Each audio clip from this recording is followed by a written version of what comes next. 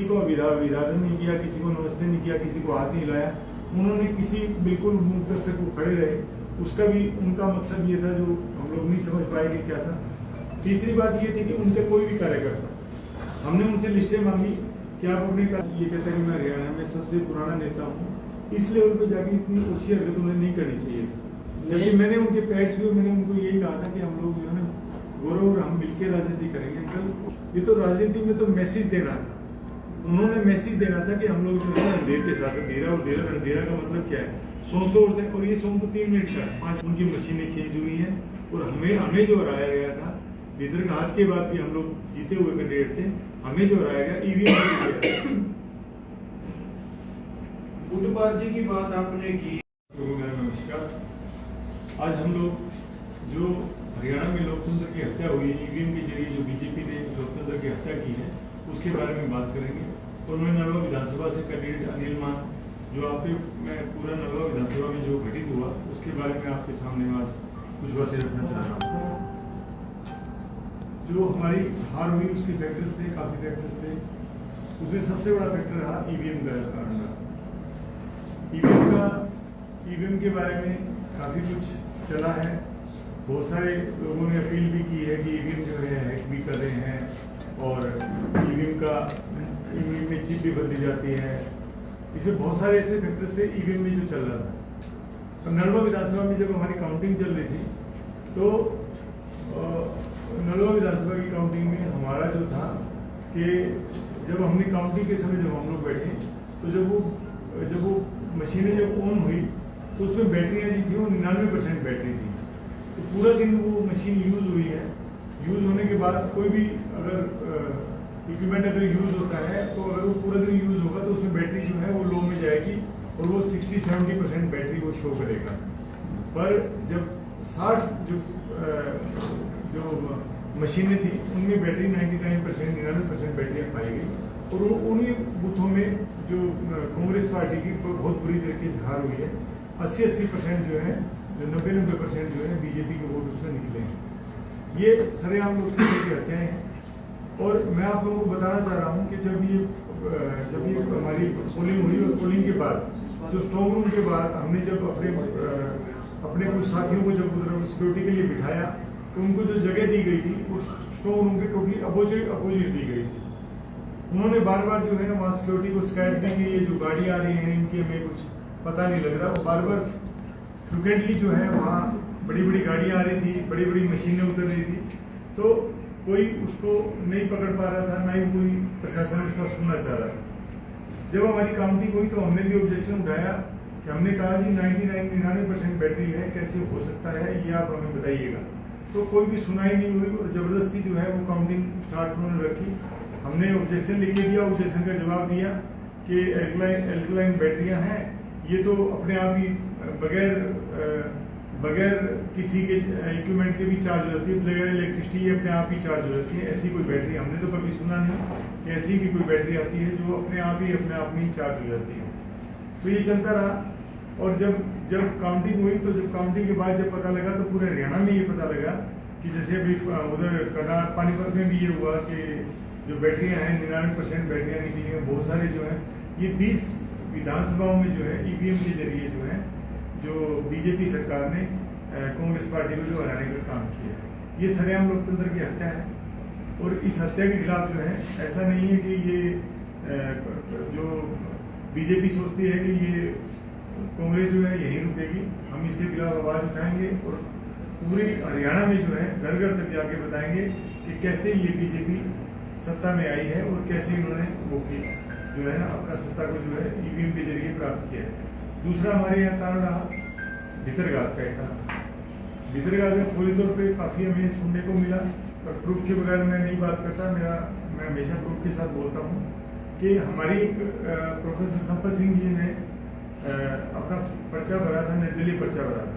और मैं आपको उससे थोड़ा बैकग्राउंड में पीछे जाके बताना चाह रहा हूँ कि जब हम लोग प्रचार कर रहे थे, इलेक्शन से पहले प्रचार कर रहे थे, सभी कांग्रेस के नेता ये प्रचार कर रहे थे कि टिकट किसे मिले हम लोग उसकी मदद करेंगे और सभी लोग मिलकर हमें कांग्रेस पार्टी को जिताएंगे और कांग्रेस पार्टी की सरकार बनेगी। उस समय उस प्रोफेसर संपत सिंह जी ने ये भाषण दे रहे थे और हम लोग भी यही भाषण दे रहे थे। और अचानक क्या हुआ कि मुझे पार्टी हाईकमान ने हमें टिकट जब दी तो प्रोफेसर साहब ने अपना पर्चा भरा, और पर्चा भरने के बाद जब मैं भी उनके घर गया था तो उन्होंने उस समय बातचीत नहीं कर पाया, उन्होंने कोई अच्छे से बात नहीं हुई। फिर दीपेंद्र भाई साहब आए, उन्होंने मुझसे बात की, उन्होंने मीटिंग की। जब वो मीटिंग हुई तो उसमें भी मुझे नहीं बुलाया गया था, जो पहली मीटिंग थी उसमें मुझे नहीं बुलाया गया था। फिर सेकंड मीटिंग में मैं उनके घर जाकर उनसे मिल के आया था। उनके वादे हुए थे कि हमें ये चीज़ चाहिए, वो चीज़ चाहिए, वो अपने बेटे के लिए टिकट चाहते। तो मेरा ये था कि भाई अगर पीछे भी जब प्रोफेसर साहब को टिकट नहीं मिली थी तो वो बीजेपी में चले गए और उन्होंने रणधीर परिहार जो हमारे जो अभी ये बीजेपी से कैंडिडेट इनका पुरजोर विरोध किया और उन्होंने हराने का काम किया। अभी जब टिकट हमें मिली तो उन्होंने सेम काम किया। अभी हमारा एक जो प्रोफेसर साहब ने एक मीटिंग ली, सभी वर्कर्स को बुलाया था मनवार में, हमने उसको ऑर्गेनाइज किया था। वो सभी हमने कहा था कि आपके वर्कर्स बुला के सभी आप उसमें अपना जो मैसेज दीजिएगा। तो प्रोफेसर साहब ने वहाँ 28 सितंबर को एक मीटिंग बुलाई और मीटिंग बुला के सभी को ये कहा कि भाई हमारी टिकट के लिए अपील की, भाई टिकट मिलने के बाद ये अपील की भाई वोट दिया जाए। वोट देने के बाद जब वोट का हो गया तो उसके बाद जैसे ही प्रोफेसर साहब बाहर निकले और उनका एक जो है स्टोरी उन्होंने लगाई, मैं एक स्टोरी लगाई, मैं आपको सरेआम आपको दिखाना चाह रहा हूँ कि उन्होंने क्या स्टोरी लगाई और उसका मैसेज क्या था। वो मैसेज में क्लियर है कि वो किसके लिए वोट मांग रहे हैं।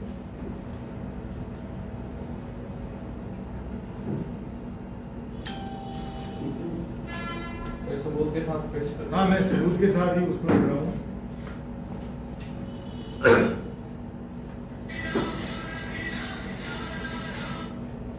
ये देखिए,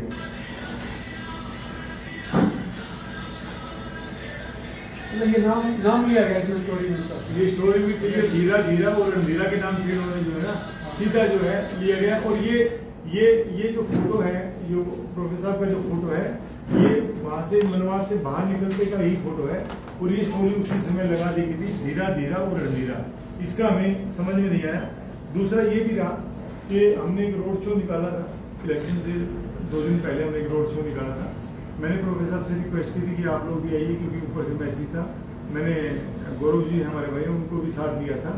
उन्होंने पूरे आप वीडियो हम दिखा सकते हैं, किसी को अभिवादन नहीं किया, किसी को नमस्ते नहीं किया, किसी को हाथ नहीं हिलाया। उन्होंने किसी बिल्कुल मुंह दर्शक को खड़े रहे, उसका भी उनका मकसद ये था जो हम लोग नहीं समझ पाए कि क्या था। तीसरी बात ये थी कि उनके कोई भी कार्यकर्ता, हमने उनसे लिस्टें मांगी कि आप अपने कार्यकर्ताओं की लिस्टें दो, उनकी मीटिंग करो, हमारे गाँव में जो है एक्टिव करो, आप लोग वोट मांगो। तो कोई कार्यकर्ता की मीटिंग नहीं। लास्ट में ये हुआ कि 2 दिन पहले गौरव संपत ने मेरे को व्हाट्सएप किया कि 2 कार्यकर्ताओं की उन्होंने मेरे को लिस्ट भेजी थी, जिन पे हमने कॉल किया तो कॉल अटेंड नहीं हुई हमारी। मेरा कहने का मतलब ये है कि मैं ये सरेआम जो बात है वो सरेआम जो है कांग्रेस पार्टी के साथ धोखा है। प्रोफेसर साहब को ऐसा नहीं करना चाहिए था, क्योंकि वो मुझे हुए राजनेता है जो बोलते हैं कि मेरे इतने सालों का एक्सपीरियंस है। एक्सपीरियंस ये होता है कि वर्ड्स, शब्दों का आदमी है, शब्दों में ही उन्हें बात करनी चाहिए थी। ऐसा नहीं करना चाहिए था कि अगर उनके पुत्र को वोट नहीं मिला तो हम भी किसी के बेटे हैं, मैं भी किसी का बेटा हूँ, एक छोटे किसान जमींदार का बेटा हूँ। अगर मुझे टिकट मिली थी तो उन्हें मुझे आशीर्वाद देना चाहिए था। ये नहीं करना चाहिए था कि उनके बेटे को टिकट नहीं मिली तो मेरी एक जो बोलते हैं गौ हत्या कर दी, वो ऐसा उनको नहीं करना चाहिए था। और रही बात ये रही कि जो अब हम ईवीएम की बात करते हैं तो सभी लोग नॉन है, सीआईडी में भी ये प्रेशर था। सीआईडी ने जब रिपोर्ट दी, वोटिंग के बाद रिपोर्ट दी कि अनिल मान जो है 4 से 5 हज़ार वोटों से जीत रहा है। ऊपर से प्रेशर था कि इसको जो है 1500 से 2000 से हराओ, ये सीएम हाउस का प्रेशर था। सीआईडी में 2 लोगों का आपस में डिस्प्यूट भी हुआ कि नहीं जब ये जीता हुआ तो कैसे रहे। ऊपर से फिर प्रेशर था, तो उस जो रिपोर्ट भी गई थी कि 1500 से 2000 वोटों से जीत भी सकता है और हार भी सकता है। ये रिपोर्ट इन्होंने दी है। ये भीतरघात की आपने रोटा साहब को भी कोई जिक्र किया है? हाँ, हमने सबको बताया, उन सबको पता है इस बारे में भीतरघात हुआ है। अभी तो बहुत सारे साथी आ रहे हैं, बता रहे हैं गाँव में जो उनके कोर वर्कर थे वो जाके बीजेपी के लिए वोट मांग रहे थे। वो तो बहुत सारी चीजें हुई हैं, पर मैं ये कहता हूँ कि इतने बड़े नेता के जो कहते हैं कि आज ये कहते हैं कि मैं हरियाणा में सबसे पुराना नेता हूँ, इस लेवल पे जाके इतनी अच्छी हरकत उन्हें नहीं करनी चाहिए। जबकि मैंने उनके पैड्स में मैंने उनको यही कहा था कि हम लोग जो है ना गौरव और हम मिलकर राजनीति करेंगे कल, और इस बार मेरे को चांस मिला कि गौरव को मिल सकता है तो हम लोग मिलकर राजनीति करेंगे। और मैं हमेशा, आप लोग जानते हैं कि मैं जो बोलता हूँ उसे अपने शब्दों पर रहता ही हूँ हमेशा। पार्टी से भी कोई कार्रवाई की मांग करेंगे क्या? बिल्कुल करेंगे जी। हम ये सरेआम जो है ये वीडियो हमारे पास है, फैक्ट्स हैं, और जो अभी पार्टी जो है ऊपर से हमारे ऊपर से जो अलग से लोग आएंगे वो हर गांव में अपना जो फैक्ट्स है वो चेक करके और कार्रवाई होगी। मेरे पास तो एक जीता जाता सबूत है कि जिसमें जो धीरा और अंधेरा के नाम से जो वीडियो जो उन्होंने स्टोरी लगाई है वो के लिए सबूत है हमारे पास। इसका अंदाजा उसी दिन नहीं हुआ था मान साहब, कोई किसी ने कहा हो कि कोई क्या लग रहा है तो नहीं, हमने इनको बोला था, उसके बाद भी स्टोरी नहीं हटाई गई। हमने इनको बोला था सर ये क्या हो गया, तो उन्होंने कहा ये तो हम रेगुलर लगाते हैं, लोग इस पर केयर नहीं करते। ये तो राजनीति में तो मैसेज देना था, उन्होंने मैसेज देना था कि हम लोग जो है अंधेर के साथ अंधेरा का मतलब क्या है, सॉन्ग तो होते हैं, और ये सॉन्ग तो 3 मिनट का है, 3.5 मिनट का सॉन्ग है, इसमें तो क्लिप और कुछ भी हो सकता था। ये वर्ड ही क्यों आए, धीरा और अंधेरा क्यों? इस सॉन्ग में तो बहुत सारी चीजें हैं। तो इसके बाद में आपके प्रोफेसर साहब से बातचीत हुई कि आपने ये क्या? नहीं, मैंने गौरव संपत को एक मैसेज किया था कि भाई गौरव ये क्या है, तो गौरव का मैसेज आया भाई वो गलती से हो गया था, हमने उस बंदे को हटा दिया। जबकि ये जो हमें जब पता लगा ये अकाउंट है प्रोफेसर संपत जी खुद चलाते हैं, उनके पास ये आईडी पासवर्ड है, वो सारी चीजें खुद हैंडल करते हैं। मेन हारने की वजह क्या मानते हो? हारने की वजह मानते हो या फिर भीतर का? देखिए मैं बताता हूँ आपको क्या हुआ, मैं बताता हूँ आपको कि जब ये पोलिंग हुई, भीतरघात हुआ हमारे साथ, पोलिंग से पहले काफी भीतरघात हुआ, तो बड़े लेवल पे भीतरघात हुआ। सभी जगह सीआईडी में, हर जगह जो इनका आईबी में, हर जगह ये रिपोर्ट थी कि नलवा विधानसभा क्लियर 15,000 से अनिल मान जीत रहे हैं। उसके बाद जब पोलिंग हुई तो उसमें जो भीतरघात होने के बाद 5 से 6,000 सीआईडी, और ये रिपोर्ट ये दिखाती 5 से 6,000 से जीत रहे हैं। उसके बाद जब इन्होंने जो 20 सीटों का जो रात को जो इन्होंने सिस्टम बिठाया, और जो नायब सैनी जी का भी जो मैसेज आया कि भाई हमने पूरी सेटिंग कर चुके हैं, तो उसका मतलब ये था कि हमारी 60 जो बूथ थे उनकी मशीनें चेंज हुई हैं, और हमें जो हराया गया था भीतरघात के बाद भी हम लोग जीते हुए कैंडिडेट थे, हमें जो हराया गया ईवीएम। गुटबाजी की बात आपने की, जैसे कांग्रेस में और भी धड़े हैं, कुमारी सैलजा वो प्रचार में ही नहीं आई, तो उसका भी नुकसान हुआ क्या आपको? देखो ये तो नुकसान तो होते ही हैं, अगर आपके साथ अगर आपके नेता ना खड़े हों, बड़े नेता ना हो, तो नुकसान तो होते हैं। पर मेरी विधानसभा में कोई ऐसा नहीं था कि गुटबाजी का कोई प्रभाव था। गुटबाजी तो अंदरूनी जो लोग थे जो टिकट मांग रहे थे उन लोगों ने किया, और अभी ये था कि सरकार बनती तो सभी लोगों के साथ थे, हमें तो कांग्रेस के लिए काम करना था। और मेरा कोई भी भाषण आज तक का भाषण देखिएगा, पीछे भी जब 2019 में हमारी टिकट कटी थी तो हमने विरोध नहीं किया था, और आगे भी कांग्रेस का कभी विरोध नहीं करेंगे। यही है कांग्रेस के लिए, जिस पार्टी में हम लोग हैं उसके लिए है, उसी की वफा में है हम लोग। तो चुनाव के दौरान मंच पर पहले ये कर दिया गया था कांग्रेस में, खासतौर पे जो हुड्डा गुट है कि भूपेंद्र सिंह हुड्डा मुख्यमंत्री के तौर पर प्रोजेक्ट हो गए थे गुट में, इसका कुछ नुकसान हुआ आपको लगता है जो सीटें आई थी? देखिए ये बड़े लेवल की बात है, मैं नहीं कर पाऊंगा क्योंकि मैं एक छोटा कार्यकर्ता हूँ, और छोटे कार्यकर्ता को टिकट दी गई थी। मैं बड़े लेवल की बात मैं नहीं कर सकता, मैं तो जो घटित हुआ है उसके बारे में आपको बता सकता हूँ कि नलवा विधानसभा में ये हुआ। और दूसरी एक बात और थी कि जो ऑफिसर जो एडीसी जो जिसकी ड्यूटी लगी हुई थी वो कोई बात सुनना भी नहीं चाह रही, वो वहाँ ऐसे लग रहा था कि जैसे एक साइड होके जो पूरा जो है प्रो बीजेपी वो काम कर रहे हैं। चुनाव आयोग को क्या कहते हैं? चुनाव आयोग की हमने शिकायत दी है, मैंने हाईकमान में भी शिकायत की है, इसकी ईवीएम के लिए हाईकमान में की है, और जो ये भीतरघात हुआ है इसकी भी मैं प्रूफ जो है हम लोग इसकी शिकायत करेंगे, और इनको पूरा जो है इनको पूरा बताएंगे कि इन्होंने गलत किया। मैं तो कांग्रेस की मैं ये गलती मानता हूँ कि इन्होंने जब पीछे 2019 में विरोध किया और ये पार्टी छोड़ के गए, इनको दोबारा ज्वाइन नहीं करवाना चाहिए था। मान साहब उस टाइम पे भी तो ये चीजें देखी जा सकती थी, जिस टाइम पे मशीनें आई, मशीनों के अंदर 99% बैटरी थी। हमने ऑब्जेक्शन किया भाई, पोलिंग रुकवाई, मैंने रिटर्न में दिया, हमने पोलिंग रुकवाई है भाई, हमने पोलिंग को रुकवाया है, हमने कहा है कि पोलिंग को, और 1 घंटा 1.5 घंटा काउंटिंग रुकी रही है। पोलिंग काउंटिंग के टाइम जो है, काउंटिंग जब हुई तो हमने ये उस टाइम जो काउंटिंग है, पोलिंग काउंटिंग के टाइम जब हमने कहा तो उस टाइम काउंटिंग रुकी थी। अभी कह रहे हैं मतलब कि उनको ज्वाइन नहीं कराना चाहिए था, तो ये इस बारे में चर्चा हुई थी पार्टी में? नहीं, वो तो ये तो सरेआम ही है। अगर ऐसे आदमी को दोबारा, अगर आदमी यही कांग्रेस में रहेंगे, ऐसे लोग अगर कांग्रेस में रहेंगे तो कांग्रेस कैसे अपना काम करेगी?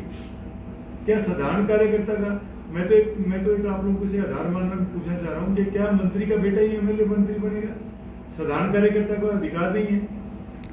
ऐसे लोगों को जिन्होंने विश्वासघात किया कि कोई भी हो उसके खिलाफ कार्रवाई होनी चाहिए, और कांग्रेस तो कहती है कार्रवाई होनी चाहिए, और कांग्रेस कार्रवाई नहीं करेगी तो फिर आगे की लोगों के सामने पूरी होगी। 7 जिले में 7 में से 3 सीटों पे कांग्रेस जीती है, बाकी में हारी है। तो सभी के साथ में इस तरह की दिक्कतें रही है, अलग अलग बात नहीं, अलग ये हुई है, काफी हुई है, क्योंकि ये जो 20 सीटें हैं उनमें 2-3 सीटें हिसार की भी हैं, तो ये काम तो हुआ है सरेआम जो है। और ये सारा मामला जो है, पूरा मामला ईवीएम हैकिंग, ईवीएम का चेंज करने का मामला था, ना हैकिंग हुई ना कुछ हुई। ये सरेआम जो है ईवीएम बदली गई है। 60 ईवीएम जो है हमने इंक्वायरी के लिए बोला कि उनकी रिकाउंटिंग और उनका चेक किया जाए कि 99% बैटरी कैसे पॉसिबल हो सकता है। मैं आपसे भी क्वेश्चन करना चाहता हूँ, आपने पूरा दिन मोबाइल यूज किया, उसके बाद आपने उसको बंद कर दिया, आपने 2 दिन बाद ऑन किया तो 99% बैटरी कैसे रहेगी? उसका मोबाइल में बैटरी तो 70-60% रहेगी। तो यही कारण था। और मैं आपको बताना चाह रहा हूँ कि हमारे यहाँ वकीलों ने भी एक जो है हमारे राष्ट्रपति जी को लिख के किया है, साइन के साथ गया है कि ईवीएम में ये है, ये उन्होंने लिखा है यूएसए, यूके, जापान, फ्रांस, सभी के जो लोग बहुत सारे लोगों ने जो है ईवीएम को बंद किया है, इलेक्ट्रॉनिक कॉपी, जिसमें जो नुकसान होने के चांसेस है। तो ईवीएम के डिवाइस के बारे में बताना चाह रहा हूँ कि ईवीएम डिवाइस में 100% पॉसिबल है कि इसमें टेम्परिंग हो सकती है। तो मान साहब, जैसा आप कह रहे हो कि ईवीएम में है, पीएम साहब ने रिजल्ट आने से पहले ही कह दिया था कि भाजपा जीतेगी, और कांग्रेस के पास भी यही, कांग्रेस यही कहेगी कि ईवीएम में गड़बड़ी की गई। तो इसको लेकर क्या है? देखिए, उनको वो पहले प्री प्लान थे, ऐसा बयान नहीं आता। एक सीएम लेवल का आदमी का इस लेवल पे बयान आना, वो भी बड़ा मतलब एक साइन करता है।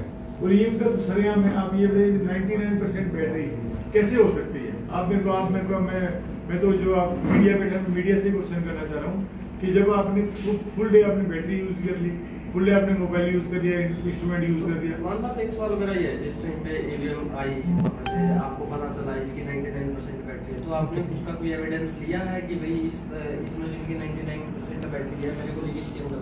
हमने दिया ना उनको, हमने रिटर्न में हमने क्वेश्चन उठाया, नहीं, आपने दिया, उनकी तरफ से भी उनसे भी हमारे पास जवाब आया। बैटरी 99। हाँ, उन्होंने कहा कि ये बैटरी ऐसी बैटरी है, अपने आप ही बड़े ही चार्ज हो जाता है। वो उन्होंने लिखित में दिया, उसी कॉपी है, मैं आपको प्रोवाइड करवा दूँ। उसी कॉपी मेरे पास है, रिटर्न में भी व्हाट्सएप पे है मेरे पास, मैं आपको उसको प्रोवाइड करा दूँ। उसमें लिख के दिया गया रिक्लाइन बैटरी है, ये अपने आप ही चार्ज हो जाती है। ऐसी तो मतलब दुनिया में कोई बैटरी नहीं जो अपने आप- मैं वही तो कहना चाह रहा हूँ, ऐसी दुनिया में कोई बैटरी है ही नहीं जो अपने आप चार्ज हो जाएगा। भी आया। अच्छा, बहुत सारी मशीनों, अभी बताना, बहुत सारी मशीनों में हमारे जो एजेंट थे उनके सिग्नेचर मैच नहीं कर रहे थे। बहुत सारी ऐसी थी जिनमें सिग्नेचर ही नहीं थे, जिनके हमने ऑब्जेक्शन किया क्योंकि ऑफिसर हमें सुनना ही नहीं चाह रहा था। हमने मौके पे ये कहा, उनके जो सीरियल नंबर नहीं मैच हो रहे थे। मान साहब, जैसा आप कह रहे हो कि ईवीएम में गड़बड़ी है, तो क्या आपको ऐसा नहीं लगता जैसे लोकसभा चुनाव है, लोकसभा चुनाव में कांग्रेस को काफी अच्छी सीटें मिली, तो कांग्रेस जब जीत जाती है तब ईवीएम ठीक होती है, और जब हार जाती है तो उनके पास ईवीएम का मुद्दा है? देखिए, मेरी बात सुनिएगा, वो साइकोलॉजिकल खेल रहे हैं, उन्हें रिक्वायरमेंट है वो पूरा कर रहे हैं, उन्हें जो बेसिक रिक्वायरमेंट है उसको पूरा कर रहे हैं, वो माइंड गेम खेल रहे हैं। उन्हें जितना रिक्वायरमेंट था उन्होंने अपना कोटा पूरा किया।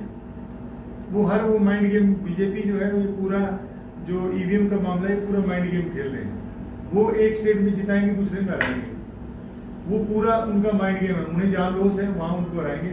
ये पूरा 100% जो है ये ईवीएम का मामला है, और कोई मामला नहीं। चलिए, आप ईवीएम पे कह रहे हैं, एक जाट नॉन जाट का भी फैक्टर है जो हरियाणा में काफी ये सिर्फ, तो क्या आपको नहीं लगता है इस बार ये सिर्फ जो है फैक्टर जो है बीजेपी का मैनिपुलेटिव फैक्टर है। जाट और नॉन जाट का जो मामला था, पूरा हरियाणा में हर बच्चा, हर कास्ट से 36 बिरादरी ये कह रही थी कांग्रेस की गवर्नमेंट चाहिए उनको। तो क्या आपको नहीं लगता धरातल पे जाट नॉन जाट, क्योंकि ना, ये कोई कहा जा ऐसा- रहा था कि खास वर्ग की ये बोलने लग रहा है कि कांग्रेस आएगी, जबकि बीजेपी का जो वोटर है वो चूक था, मतलब। तो क्या आपको नहीं लगता? नहीं, मैं आपको बताना चाह रहा हूँ, बीजेपी का कोई वोटर था ही नहीं।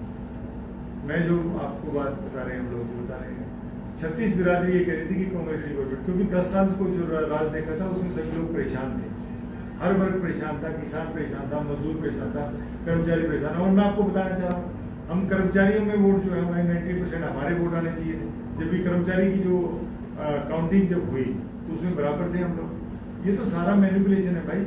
और ये जो दिखा रहे हैं, ये अपनी मर्जी से एक को जिताएंगे, एक को हराएंगे। लेकिन इन्होंने तो नेताओं के कुछ ऐसे बयान आए थे, खासतौर पे रोजगार को लेकर, नौकरियों को लेकर जो आए थे, काफी विवादित बयान, तो उनका कुछ असर नहीं? देखिए पॉलिटिकली बयान तो आते हैं, पॉलिटिकली बयान आते हैं, उसका प्रभाव भी होता है, पर इतना बड़ा प्रभाव नहीं आता कि जब पूरा हरियाणा, पूरे एग्जिट पोल, हर जगह, पूरा देश, BBC, हर जगह पूरी वर्ल्ड में ये था कि पूरा हरियाणा जो है वो क्लियर जो है कांग्रेस को जा रहा है। उसके बाद आना बयानों से कभी सत्ताएं नहीं बदलती है। हाँ साहब, आपके अध्यक्ष भी आगे उदयवान जी आरोप लग रहे हैं कि तभी अध्यक्ष काबिल नहीं था, उसने कुछ नहीं किया और डमी थे, और अब अध्यक्ष बदलने की मांग भी हो रही है। ये भी कहा जा रहा है कि पार्टी में थोड़े फैसले हो सकते हैं, अध्यक्ष बदले जा सकते हैं, सिंपल लीडर बदले जा सकते हैं। ये तो पार्टी हाईकमान का फैसला है। पार्टी हाईकमान जो बोलेगी वो बदले जाने चाहिए। वैसे देखो ये पार्टी हाईकमान, मैंने बोला ना कि मैं उस लेवल पे नहीं हूँ। मैं तो मेरी विधानसभा की बात कर सकता हूँ कि विधानसभा में हम लोग क्या काम करेंगे।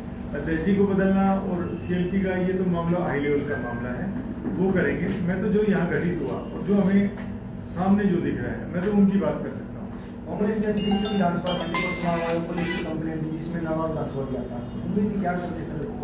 देखो उम्मीद को तो हम तो उम्मीद ये करते हैं कि उनमें रिकाउंटिंग हो और उनकी CBI इंक्वायरी, उन मशीनों की CBI इंक्वायरी हो कि ये मशीनें जो है वो क्या मशीनें थी, इनमें क्या हुआ जो 99% इनकी बैटरियां थी, और इनमें ऐसा क्या था, इन मशीनों में ऐसा था कि जिनमें बीजेपी एक तरफा जीत रही है। आपके अनुसार कितनी मशीन में होगा? 60 मशीनों में हुआ, 60 मशीन जो है नलवा विधानसभा में। तो आप क्या मतलब एग्जिट पोल जो आया गया, क्या आप उसको आधार मानते हैं कि कांग्रेस ही आनी थी? पिछले विधानसभा चुनाव में क्या हुआ था, पिछली बार जैसे बीजेपी ने कहा था कि अब की बात 75 पार, ये नारा चला था, तो उसी के मुताबिक एग्जिट पोल भी आए थे, लेकिन रिजल्ट क्या आया था? रिजल्ट बिल्कुल उसके उलट आया। तो क्या आपको नहीं लगता कि इस बार भी एक हवा थी एक प्रदेश में ग्राउंड पे? मैं नलवा विधानसभा के ग्राउंड की बात करता हूँ। ग्राउंड पे जब हमने काम किया, हमारी ओन सर्वे टीमें भी लगी हुई थी, हम बड़ा बारीकी से इलेक्शन को लड़ रहे थे। हमारी खुद की सर्वे टीम लगी थी, सेंटर की भी सर्वे टीमें थी, प्राइवेट एजेंसियां भी आए हुई थी। सभी जगह जो है CID की रिपोर्ट भी यही थी, IB की रिपोर्ट भी यही थी, और सट्टा बाजार भी जो है, जो एक सट्टा बाजार चलता है उसमें भी जो जहाँ पैसा इन्वॉल्व होता है वहाँ भी हम लोग आगे चल रहे थे। एकदम क्या हुआ, एकदम अचानक ये क्या घटनाएं घटी। तो ऐसी घटनाओं पे तो संज्ञान लेना चाहिए। और ऐसे तो देश जो है, देश तो लोकतंत्र, तो देश में लोकतंत्र खत्म हो जाएगा। मान साहब, कांग्रेस का ही एक मुद्दा है, वो EVM से ज्यादा पप्पू बेटा को ज्यादा दोषी मानता है। देखो ये तो अभी क्या है कि हार के बाद बहुत सारी ऐसी चीजें होती हैं कि जब आदमी बीमार हो तो और बीमारियां नहीं लग जाती हैं। तो वो बात बोलते हैं कि जब हमें लूज करके तो बहुत सारी चीजें ऐसी आ जाएंगी जो इधर उधर की बातें करेंगे, उनका कोई औचित्य नहीं है। मैं तो सिर्फ एक बात कहता हूँ कि कांग्रेस पार्टी में मजबूत थी और मजबूत है, मजबूत रहेगी। इलेक्शन आना हमारी मजबूती को कहीं कमजोरी लाएगा। हम सब कांग्रेसी आज हौसले में बैठे हैं, और इस जो मुहिम जो बीजेपी ने जो एक फेक मुहिम, छदम युद्ध बोलते हैं जैसे, इसको जो रावण लड़ता था कभी, वो छदम युद्ध के खिलाफ जो है हम लोग खड़े रहेंगे और उसकी लड़ाई हम लोग जारी रहेंगे। विधानसभा में वो कौन सा डटकर खड़े रहेंगे? मैं मेरी राजनीतिक जो है मेरे विधानसभा के लिए राजनीतिक लड़ाई मेरी जारी रहेगी। एक दिन भी घर हम लोग नहीं बैठेंगे। मैं आपको बताना चाह रहा हूँ, जिस दिन रिजल्ट आया था उसे नेक्स्ट डे ही मैं अपनी विधानसभा में था। मैंने अजानर और कैमरी गांव में जाकर अपने कार्यकर्ताओं से मिला था। आज भी कार्यकर्ता मीटिंग बुलाई है। हम लोग घर नहीं बैठेंगे, ये लड़ाई संघर्ष जारी रहेगा। कांग्रेस का जो संघर्ष है वो जारी रहेगा। आप लोगों को बहुत बहुत धन्यवाद। आपका